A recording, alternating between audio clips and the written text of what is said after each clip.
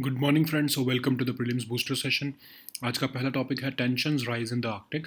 Topic international relations के लिए important है। इंटरनेशनल ऑब्जर्वर्स का कहना है कि जो आर्कटिक है वहाँ पर टेंशंस राइज हो रही हैं और अगर इसे चेक नहीं किया गया तो ये कन्फ्लिक्ट कर देंगे इस रीजन में। आर्कटिक एक टाइम पर आइसोलेटेड फ्रोजन फ्रंटियर होता था, लेकिन अब ये जियोपॉलिटिकल हॉटस्पॉट बनता जा रहा है। क्लाइमेट चेंज की वजह से जो है वो आइस कैप्स मेल्ट हो रहे हैं और ग्लोबल पावर्स जो है वो अपनी अपनी प्रेजेंस इस रीजन में इसलिए बढ़ाना चाह रही हैं। तो आर्कटिक जो है वो इमेंस जो इकोनॉमिक और स्ट्रेटजिक वैल्यू रखता है। रीजन में लगभग 13% जो है वर्ल्ड का अनडिस्कवर्ड ऑयल है, 30% जो है नेचुरल गैस के रिजर्व्स हैं और बहुत सी कंट्रीज़ जो हैं यहाँ पर बीनीथ द सी बेड जो है अ, और जो आइस के नीचे रिसोर्सेज हैं उसको टैप करना चाहती हैं। तो मेल्टिंग आइस जो है उससे न्यू कमर्शियल शिपिंग राउट्स भी जो है वो ओपन हो रहे हैं, जैसे नॉर्थ ईस्ट पैसेज जो रशिया के आर्कटिक कोस्ट के पास में पड़ता है, वो शॉर्ट कर देगा ट्रेड राउट्स को between east Asia and Europe को बाय लगभग 8,000 किलोमीटर्स। इसीलिए ये राउट पर्टिकुलरली अट्रैक्टिव है चाइना के लिए भी।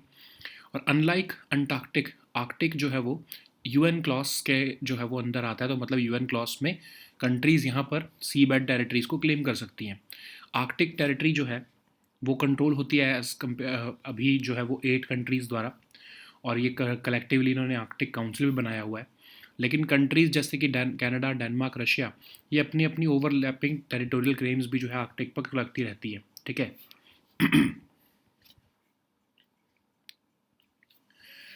तो टेंशंस जो है वो आर्कटिक में न्यू नहीं है कुछ। इवन यूएस और कनाडा के बीच में भी यहाँ पर टेंशंस है नॉर्थ वेस्ट पैसेज को लेकर, जो कि एक शिपिंग राउट है कनाडा के आर्कटिक आर्किपेलागो के पास। कनाडा कहता है कि ये इंटरनल वाटर है कनाडा का, लेकिन यूएस कहता है कि ये इंटरनेशनल स्ट्रेट है और फ्रीडम ऑफ नेविगेशन यहाँ पर अलाउड होनी चाहिए।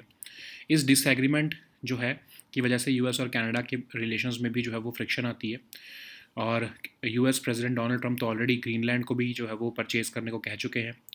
और रशिया जो है सबसे ज़्यादा डेवलप्ड आर्कटिक इंफ्रास्ट्रक्चर रशिया के पास ही है।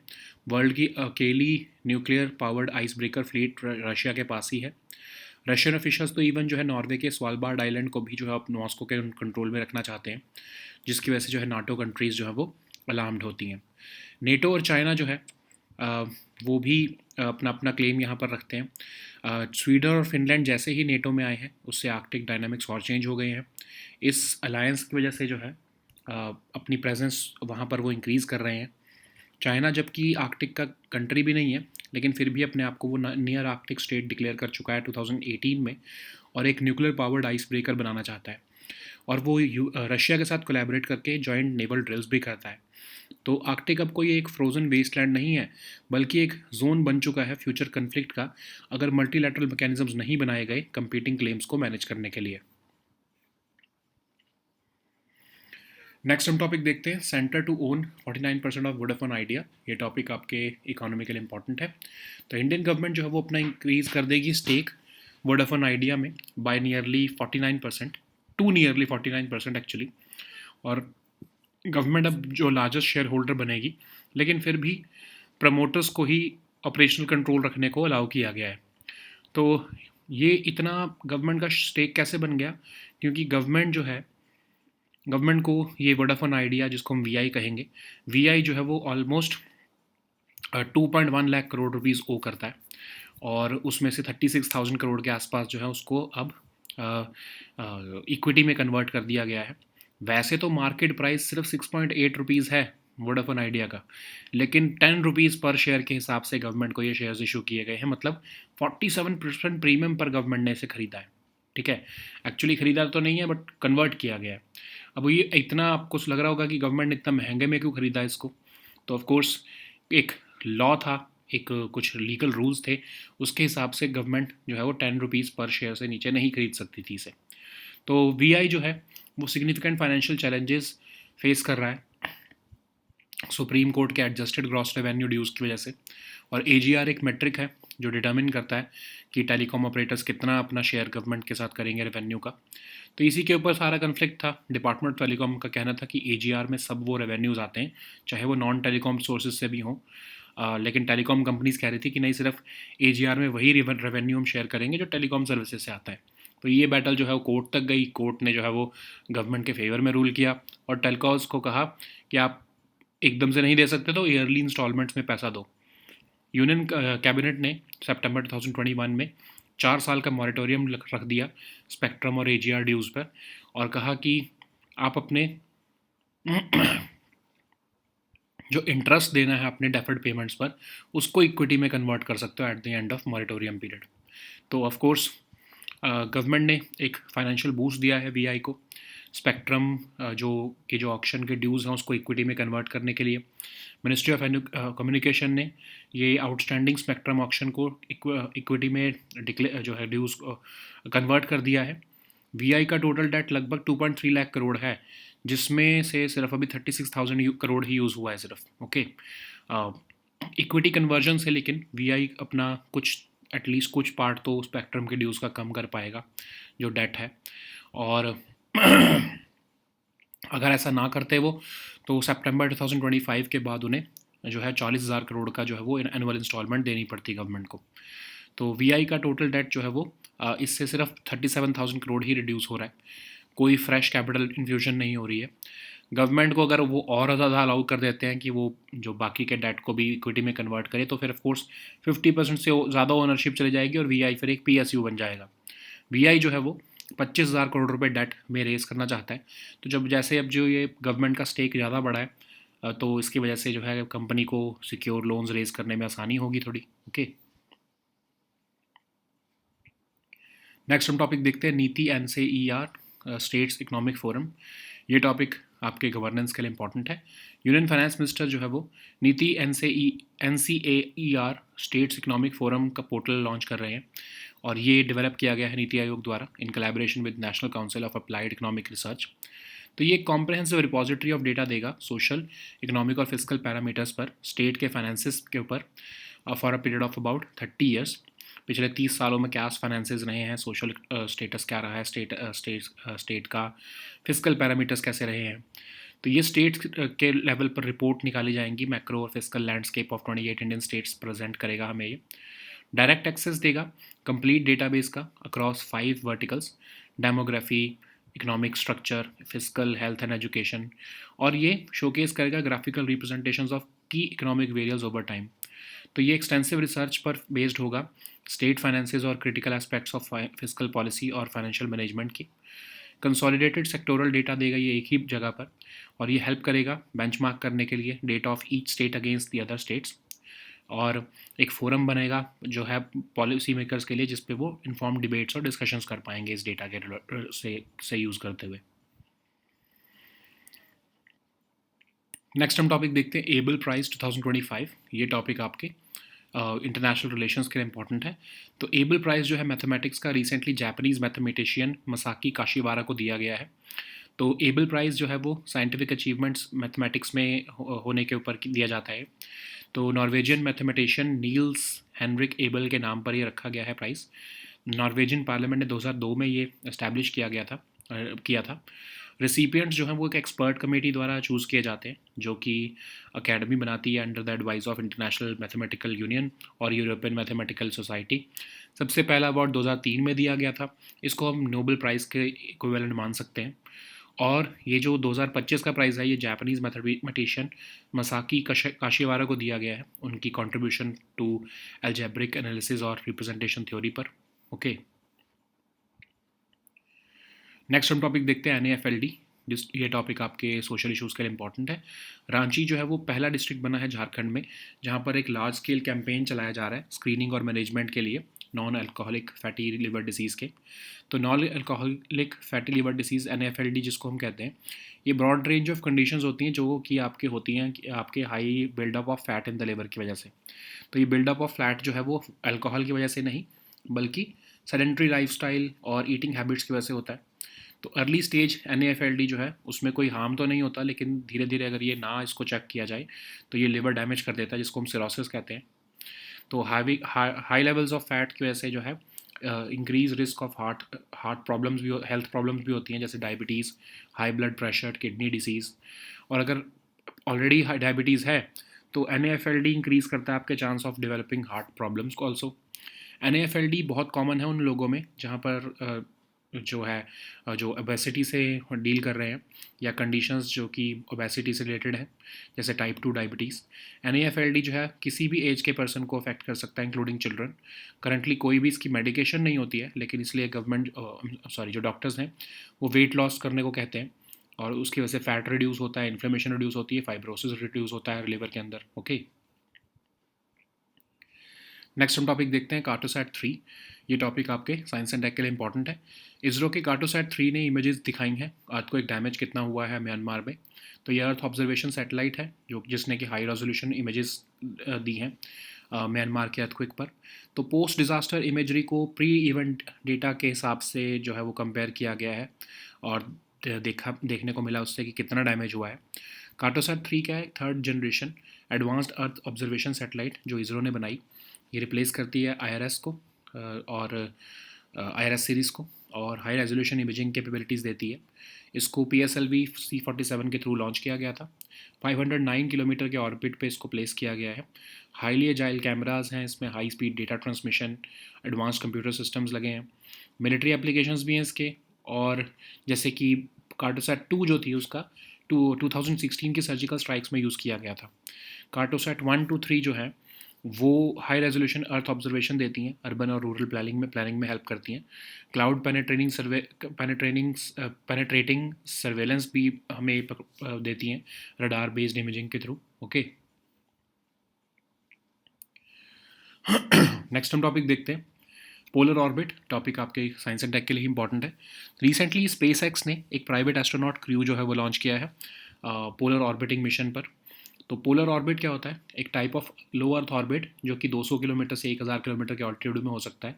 लेकिन ये सैटेलाइट जो है इसमें पोलर ऑर्बिट में क्या होता है कि एक पोल से दूसरे पोल तक जाती है rather than west to east घूमना। तो इसमें इवन 10 डिग्री का भी अगर डेविएशन है तो उसको हम पोलर ऑर्बिट ही मानते हैं। पोलर ऑर्बिट जो है वो सैटेलाइट्स को अलाउ करता है कि वो एंटायर अर्थ के सरफेस को ओवर टाइम कवर कर सके। इसको वाइडली यूज़ किया जाता है अर्थ ऑब्जर्वेशन, क्लाइमेट मॉनिटरिंग और रिकॉनेसेंस मिशंस के लिए। और जो फ्रैम 2 है वो स्पेस एक्स की 6th प्राइवेट एस्ट्रोनॉट मिशन है। ये हाईलाइट करता है growing role of private players in space exploration. Okay, so now let us see all these topics in English.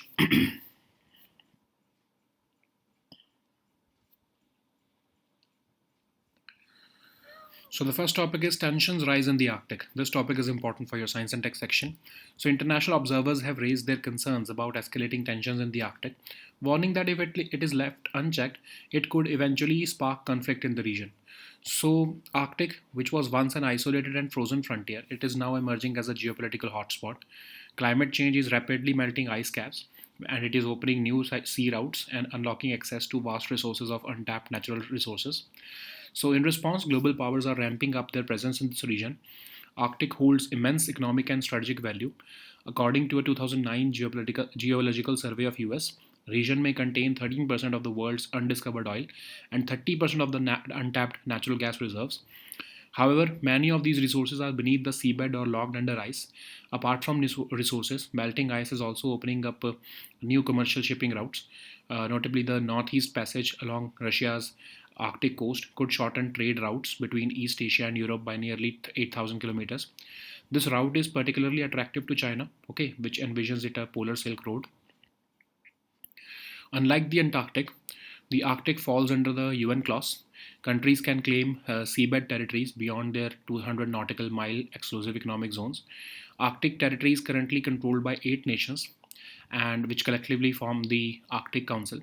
Countries like Canada, Denmark, and Russia have submitted overlapping territorial claims to the UN Commission on the Limits of the Continental Shelf. So, which points are the conflict points in Arctic?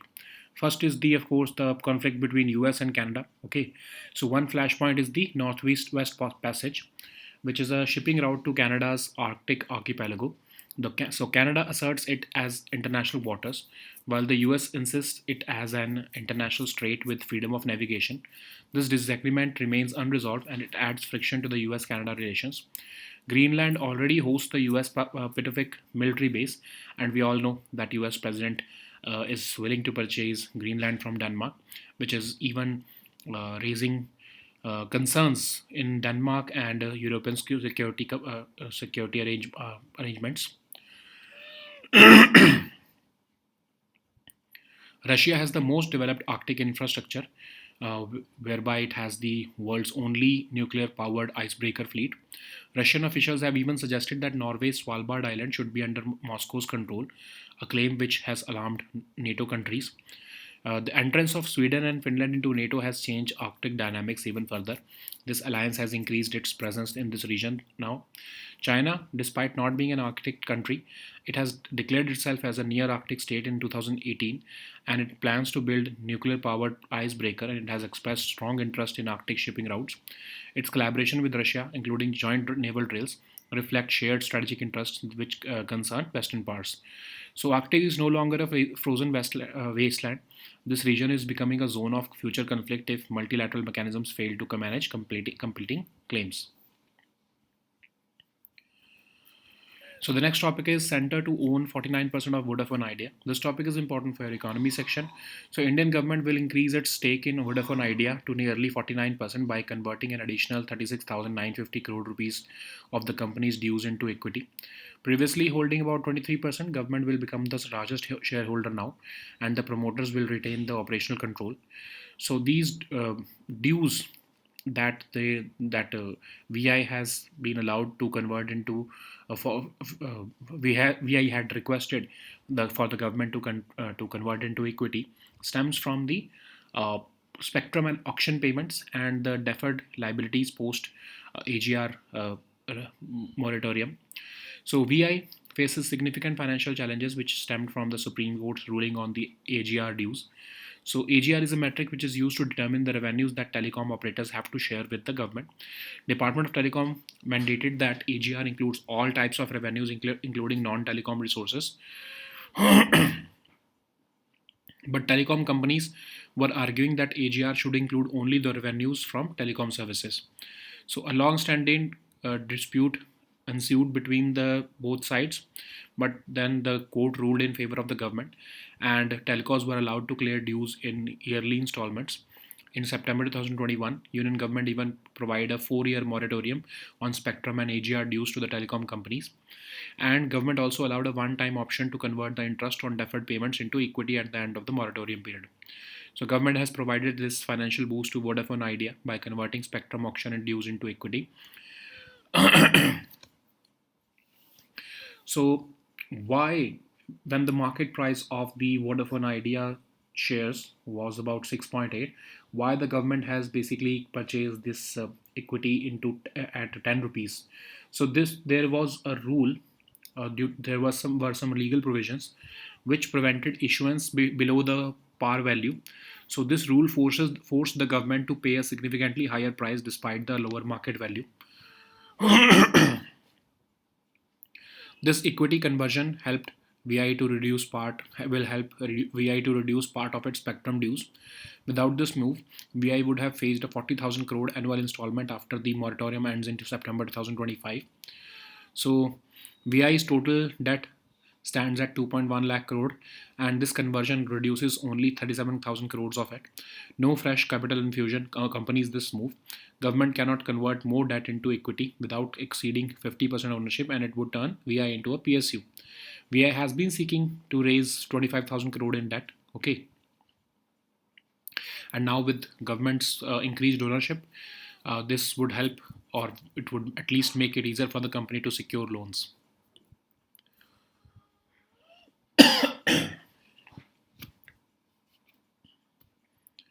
So the next topic is NITI NCAER States Economic Forum. This topic is important for our governance section. So Union Finance Minister will be launching the NITI NCAER States Economic Forum portal, and this has been developed by NITI Aayog in collaboration with National Council of Applied Economic Research. So this is a comprehensive repository of data on social, economic, and fiscal parameters, and basically an expert commentary on state finances for a period of 30 years. So this will this will summarize the macro and fiscal landscape of 28 Indian states, and it will offer direct access to the complete database categorized across 5 verticals, that is demography, economic structure, fiscal, health, and education. It will also showcase graphical representations of key economic variables over time. This draws on extensive research on state finances and critical aspects of fiscal policy and fiscal management. So this will be a consolidated data on this will provide a consolidated data at one place and will help in benchmarking the data of each state against that of the other states and the national figures. So it will also provide a forum for policymakers, and the data for it will provide data for informed debates and discussions. So the next topic is Abel Prize 2025. This topic is important for your international relations. So the prestigious Abel Prize for Mathematics was recently awarded to Japanese mathematician Masaki Kashiwara. This prize recognizes pioneering scientific achievements in mathematics. It is named after Norwegian mathematician Niels Henrik Abel. It was established by the Norwegian Parliament in 2002. The recipients are chosen by an expert committee appointed by the Norwegian Academy of Science and Letters on the advice of International Mathematical Union and the European Mathematical Society. This prize was first awarded in 2003. It is the equivalent of Nobel Prize. And this 2025 prize has been given to Japanese mathematician Masaki Kashiwara for his contributions to algebraic analysis and representation theory. So the next topic is NAFLD. This topic is important for your social issues. Ranchi is set to become the first district in Jharkhand to implement a large-scale campaign for the screening and management of non-alcoholic fatty liver disease, which is a term for the range of conditions caused by a buildup of fat in the liver. This buildup of fat is not caused by heavy alcohol use, but sedentary lifestyle and obesity or other lifestyle diseases like type 2 diabetes. So early stage NAFLD does not cause any harm, but it can lead to serious liver damage, including cirrhosis if it gets worse. Having high levels of fat in your liver is also associated with increased risk of serious health problems like diabetes, high blood pressure, and kidney disease. If you already have diabetes, NAFLD increases your chance of developing heart problems. So NAFLD is more common in people who have certain diseases and conditions like obesity or type 2 diabetes. So NAFLD can affect people of any age, including children. Currently, there is no specific medication for NAFLD, and weight loss can reduce fat, inflammation, and fibrosis in the liver. So the next topic is Cartosat 3. This topic is important for your science and tech section. So ISRO's Cartosat 3 images reveal earthquake damage in Myanmar. So ISRO's Earth observation satellite has captured the high resolution images of the 7 magnitude earthquake which has struck Myanmar. The post disaster imagery was compared with pre-event data to assess the damage in Mandalay and Sagaing. So what is Cartosat 3? It's a third generation agile advanced Earth observation satellite developed by ISRO. It replaces the IRS and it has a high resolution imaging capabilities. So it was launched aboard the PSLV C-47. It has been placed at 509 kilometer altitude. It has highly agile cameras, high speed data transmission, and even advanced computer system. So it is used for strategic surveillance, border security, defense planning, like we saw how Cartosat 2 aided in 2016 surgical strikes along the LOC and 2015 Myanmar Manipur operations. So Cartosat series of satellites provide high-resolution Earth observation, urban and rural planning. Their radar-based imaging also has cloud-penetrating surveillance capabilities. Okay.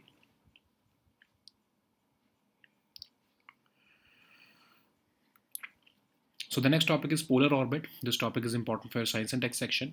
So SpaceX has successfully launched a private astronaut crew on a historic polar orbiting mission aboard a Falcon 9 rocket. So what is polar orbit?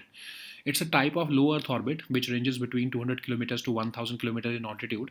Unlike equatorial orbits, satellites in polar orbit travel from one pole to the other rather than from west to east. Even a deviation of 10 degrees is acceptable and it is still classified as polar orbit. Polar orbits allow satellites to cover the entire Earth's surface over time, and they are widely used for Earth observation, climate monitoring, and reconnaissance missions. So FRAM 2, what is it? It's the SpaceX sixth private astronaut mission. So it highlights how the private players are growing their role in space exploration, reducing reliance on government agencies like NASA. Okay,